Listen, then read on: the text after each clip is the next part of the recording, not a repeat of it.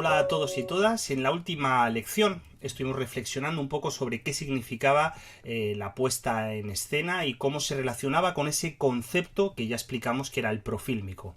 Simplemente para recordar un poco y refrescar la memoria, el profílmico era esa especie como de caja que se creaba entre el primer objetivo de la cámara, digamos el primer término que sería el del objetivo de la cámara, y ese último término que sería en la imagen en profundidad el último detalle que nos permite ver, o la última capa que nos permite ver digamos el tiro de cámara. Ya puede ser la línea del horizonte, una pared, etcétera, etcétera, ¿no? Y dijimos que en ese espacio, en los diferentes términos que nosotros tenemos para llenar dentro de ese espacio, componíamos las imágenes, o mejor dicho, más que componíamos, leíamos, analizábamos las imágenes en torno a tres niveles diferentes.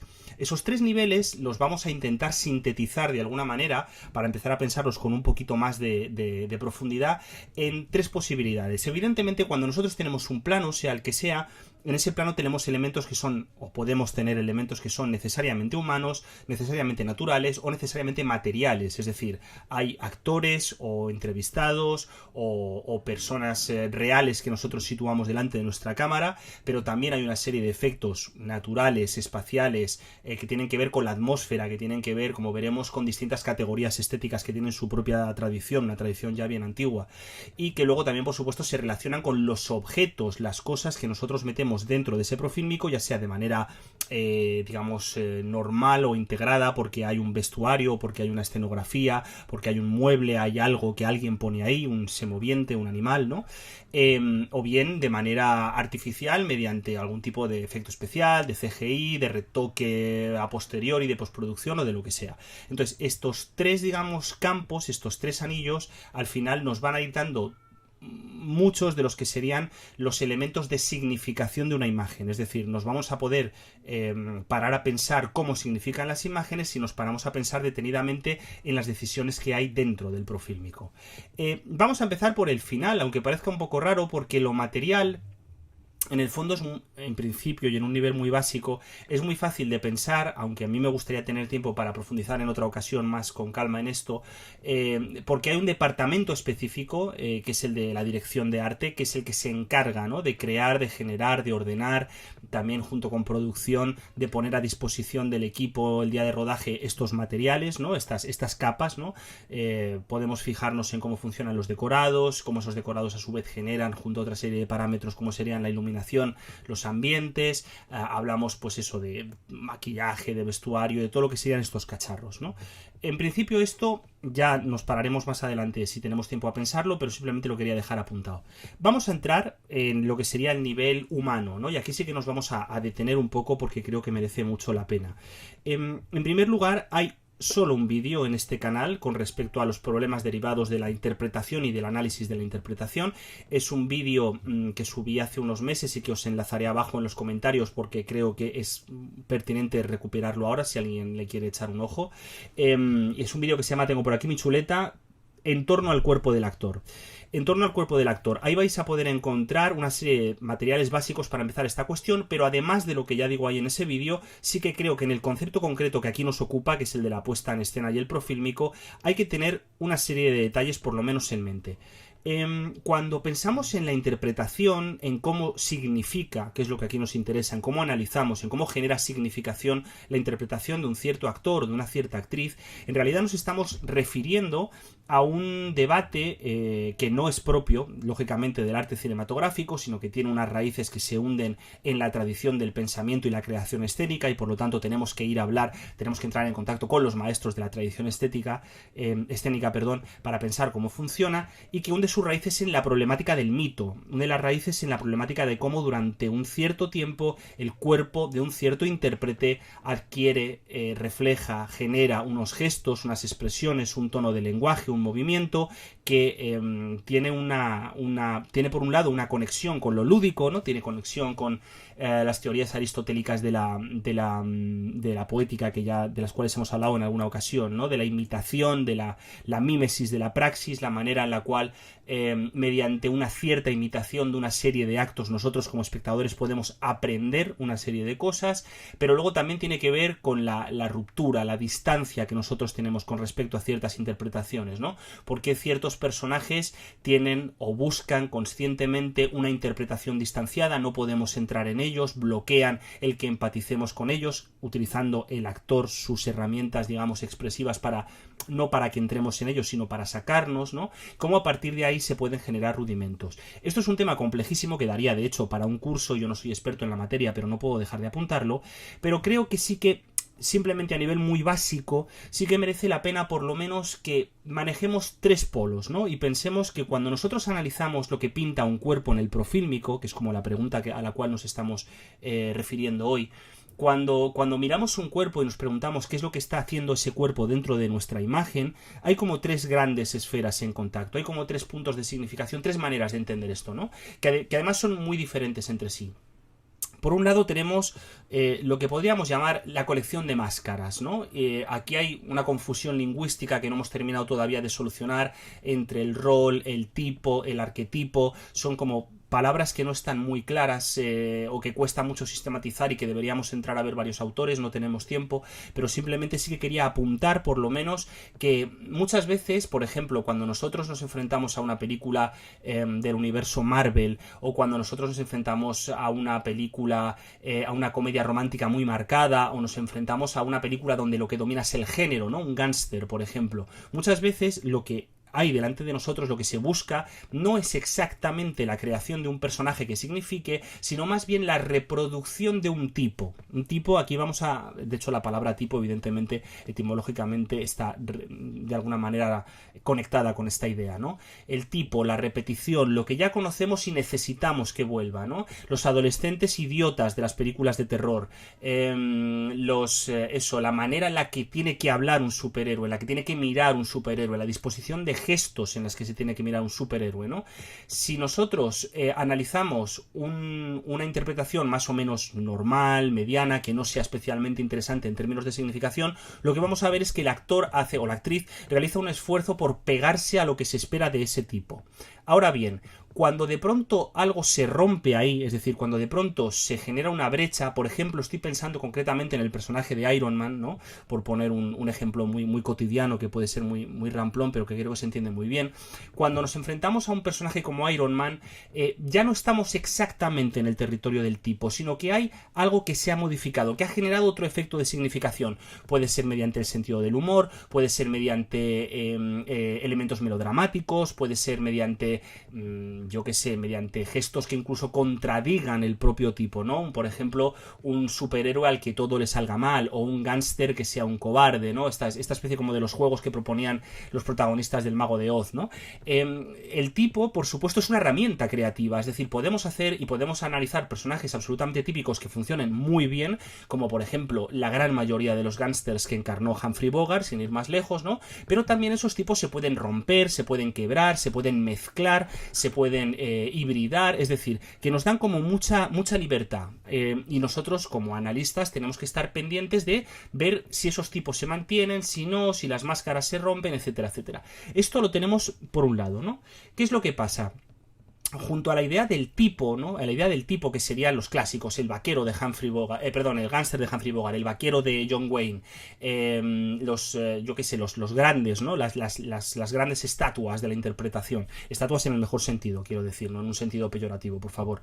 Junto a estas máscaras que se van construyendo principalmente en los años del clasicismo cinematográfico, esto empieza en los años, bueno, dependiendo del género, pero vamos a decir entre los 10, 20, los 30, en los 30 ya está muy solidificado y en los 40 ya los conocemos perfectamente bien.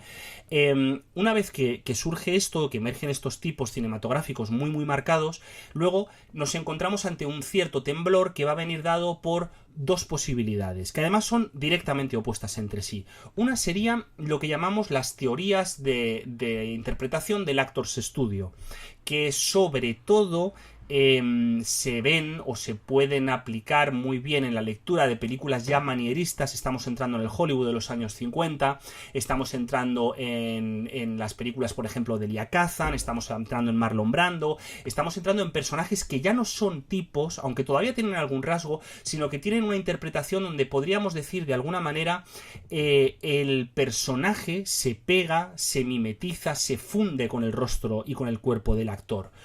un Robert De Niro como ejemplo grande en las películas de Martin Scorsese, o si queremos irnos a un ejemplo mucho más reciente, el Joaquin Phoenix de Joker es un personaje que directamente está creado en torno a esa idea de no borrar de ninguna manera la diferencia entre cuerpo, gesto, sonrisa, movimiento, generar esa especie como de cristalización donde el personaje es de alguna manera el actor, ¿no? Y la fusión entre ambas es absolutamente, digamos, fascinante o es el motor mismo, ¿no? Hay evidentemente riesgos en utilizar este tipo de técnica, ¿no? El riesgo más evidente es el del histrionismo o el de llevar al límite una serie de personajes que no tienen contención, o el directamente, ahora hablaremos de esto cuando desarrollemos el siguiente tema, el de caer en una especie como de parodia del sentimiento. Uno de los mejores momentos en los cuales esto se pone en crisis es, por ejemplo, esa extraordinaria secuencia en Asignatura Aprobada en la que Jesús Puente se ríe explícitamente de los grandes, digamos, personajes del manierismo cinematográfico de los 50. Digo se ríe o parodia porque evidentemente hay mucho cariño dentro de este gesto. Vamos a ver cómo funcionaba esta cuestión. Pero te la puedo escribir en la línea que quieras. Martínez Sierra, Rusillol, Calvo Sotelo, incluso Tennessee Williams. Vámonos al viejo sur. El padre está sentado en el porche, en una hamaca. Tiene un pai. Hace calor y es de noche. Yo te dejé una plantación de 25 acres, hijo. Mata una mosca con el pai. Los más fértiles del otro lado del río. El hijo, llorando. Yo no quería tu maldita plantación, padre. Yo solo quería tu cariño. Cae el telón lentamente mientras él sigue llorando. Oye, que eres un flar de la hostia. Es que alucino. En la otra dirección de estas interpretaciones desmesuradas, grandiosas, grandilocuentes, tenemos lo que llamaríamos la marioneta. La marioneta es una palabra que no, digamos, yo saqueo un poco para explicar esto del léxico de Bertolt Brecht.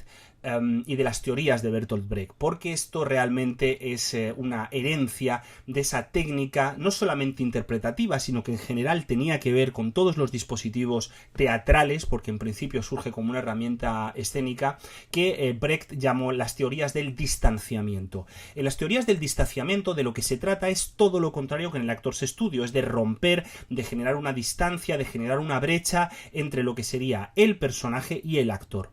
En este caso, los actores lo que buscan precisamente es distanciar, es romper, es expulsarnos de la lógica de empatía con el personaje. No podemos llevarnos bien con ellos, no podemos compartir sus sentimientos. ¿Por qué? Porque tiene que haber una distancia, esto explicado muy rápidamente, pero tiene que haber una distancia crítica muy concreta entre lo que sería el actor y su personaje. ¿Por qué? Porque en esa distancia, decía Brecht, en esa distancia es donde el espectador puede ejercer un juicio crítico sobre lo que está viendo. Si uno está muy pegado, como por ejemplo a la interpretación de Joker, y se está, digamos, dejando llevar acríticamente por lo que está ocurriendo en pantalla, evidentemente la película, como en efecto hace, puede meter goles ideológicos muy gordos. Ahora bien, decía Brecht, y esto luego tendrá sus críticas, pero en este sentido, y para hacerlo fácil, decía Brecht, si nosotros dejamos un mayor espacio para que el espectador reflexione sobre eso que está viendo en pantalla, es bastante probable que pueda hacer una lectura crítica, distanciada, más ideológica o más consciente de los procesos ideológicos que ocurren dentro de la película. A nivel de interpretación, esto tiene una trayectoria un poco más difícil de seguir, y yo os sugeriría poner la punta del compás en una figura muy concreta, en Orson Welles. Orson Welles es un creador que prácticamente desde sus inicios teatrales tuvo un gran dominio de las técnicas brechtianas. De hecho, en general, Ciudadano Kane es una película que está construida prácticamente entera en torno a herramientas de distanciamiento. No sabemos cómo se llama el periodista protagonista, que ni siquiera tiene rostro, no hay un narrador que organice la verdad de los hechos, no, la película constantemente está, bueno, de hecho, desde que arranca mostrándose a sí misma como un espectáculo con el famosísimo arranque del falso telediario, en realidad está distanciándote de lo que sería la trampa enunciativa, ¿no? Claro, Welles es un señor que esto, en tanto actor, él mismo lo tuvo muy en cuenta, y de hecho digamos que lo fue aplicando cada vez más a lo largo de su trayectoria. Hoy he traído algunos libritos por aquí. Tengo la que quizás sea, no sé si la mejor, pero a mí desde luego la que más me ha gustado, la biografía de Orson Welles que más me ha gustado, que es la de Barbara Lemming. Es una pequeña joya, ¿no? Y en esta biografía Lemming explica cómo fue la relación de Welles con la teoría de Brecht, ¿no? Y cómo la interiorizó y cómo la trabajó. Y es muy curioso porque en la página, tengo por aquí, página 339, Lemming llega incluso a explicar cómo fue ese montaje que Wells hubiera querido hacer con Brecht y con Charles Laughton de nada menos que Galileo, que la obra de Galileo, ¿no? O sea, realmente hubo un intento. Y os leo un poco lo que comentan porque creo que es interesante. Está hablando de Wells y dice: le había interesado la idea de trabajar estrechamente con Brecht porque las radicales teorías del alemán sobre interpretación y puesta en escena habían sido para él como una revelación mientras estudiaba el montaje. Le interesó el concepto brechtiano de la interpretación distanciada, en la que, en vez de identificarse el actor con el personaje, lo afrontaba críticamente desde cierta distancia. En este mismo sentido, en el tipo de interpretación ideado por Brecht, el espectador, en vez de dejarse llevar emocionalmente por la acción dramática, mantenía su propia distancia crítica a fin de tomar su propio juicio. Páginas 339 y 340. Yo creo que está muy bien explicado. Esto se ve muy bien cuando uno observa, va viendo, digamos, cronológicamente las películas de Wells, quitando Ciudadano Kane, quitando El Cuarto Mandamiento porque se la destrozaron entera en montaje. En un momento dado, Wells decide empezar a aplicar este tipo de técnicas. Según la biografía de Lemming, esto lo dice posteriormente, lo dice en la página 351, como esta colaboración entre Laughton, Brecht y él mismo no llegó a salir, digamos, a flote, la primera gran película en la que él trabaja la interpretación con una lógica directamente brechtiana, según la biografía de Lemming, es La Dama de Shanghái. La Dama de Shanghái, en efecto, es una película extraordinaria que recomiendo verla encarecidísimamente, donde lo que hay es una interpretación absolutamente gélida por parte de Wells. Es prácticamente imposible encontrar una sola fisura por la que colarse dentro del personaje. Y de hecho, toda esa especie como de halo de cine negro que tiene la película, la manera en la que se incorporan representaciones dentro de la propia película, que esto es una cosa muy brechtiana, la manera en la que Rita Hayworth es absolutamente desconectada como actriz, ¿no? Si comparamos su trabajo en Hilda, que es un trabajo carnal, es un trabajo de cuerpo, de tipo, ¿no? de absolutamente emocionante, y de pronto lo comparamos con ese personaje frío, gélido, absolutamente no empático de la Dama de Shanghái, lo que vemos es cómo una misma actriz, o en el caso de Wells un mismo actor, pueden tener ese cortocircuito, se puede generar ese cortocircuito que genera elementos de significación muy diferentes. Si tomamos, por ejemplo, como referencia pues eso, digamos, ¿no? Simplemente la manera de mirar, de besar de Hilda frente a la manera de mirar y de besar de la Dama de Shanghái, del personaje de Rita Hayworth en la Dama de Shanghái, lo que nos encontramos efectivamente es esa especie como de cortocircuito que nos pone a nosotros como espectadores en lugares diferentes. Evidentemente el colmo, ¿no? Dicho en el mejor de los sentidos, o la quinta esencia de estas técnicas de interpretación marionetísticas, por así decirlo, son los grandes cines de la modernidad de los años 70 en Europa. Son esas películas de Wenders, ¿no? Absolutamente gélidas, o de Herzog, ¿no? Quizá Herzog incluso más, ¿no? Son las películas gélidas en las que parece casi imposible saber qué pretenden los personajes, cuyo despliegue es lento, es moroso. En Estados Unidos también hay ejemplos maravillosos como las películas, por ejemplo, de Jim Jarmusch, que tienen algunas películas, no todas, pero muchas películas de Jim Jarmusch, sobre todo de las primeras, tienen esos personajes fríos, que parece prácticamente imposible penetrar en ellos, opacos, ¿no? Estoy pensando en Permanent Vacation, ¿no? Este tipo de personajes cuestan más, evidentemente nos exigen más entrar en ellos, pero también nos dan muchas cosas interesantes.